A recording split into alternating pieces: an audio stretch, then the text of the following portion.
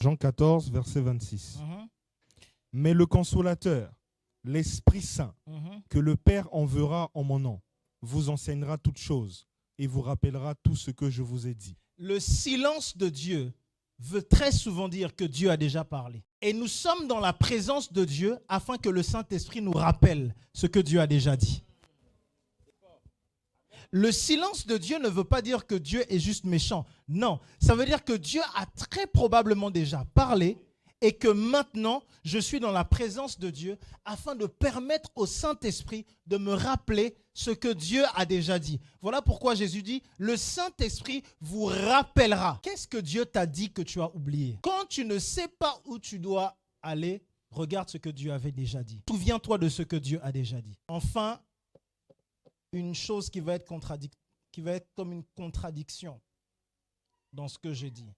Dieu ne peut pas être silencieux parce qu'il s'appelle la parole. Alors ça veut dire que Dieu ne peut pas être Silencieux. Dieu ne peut pas être Silencieux. Sa simple présence veut dire qu'il parle. Et comme il ne nous quittera jamais, Jésus a dit, voici je suis avec vous tous les jours jusqu'à la fin. Donc il parle toujours. Si la présence de la parole est toujours là, est-ce qu'il peut être silencieux? Proverbe 8, 4 et 5.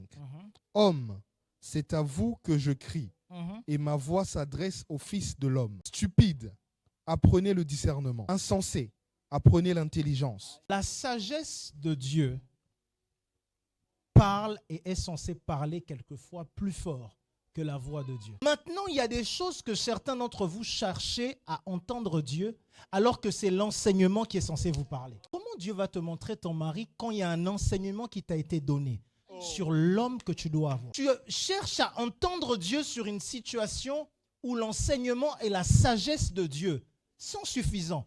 Et Dieu ne va pas te parler parce qu'il sait que tu n'es pas un enfant. Voilà pourquoi entendre Dieu chez toi ici devient te remplir de sa parole. Tu ne cherches plus une parole précise ou individuelle, un rhéma, mais tu cherches le logos de Dieu. Que la parole de Dieu te pénètre. Parce que tu n'as pas forcément entendu Dieu avec la puissance de va à droite ou va à gauche, mais l'enseignement de Dieu en toi, la conviction en toi te dit, je dois faire telle chose.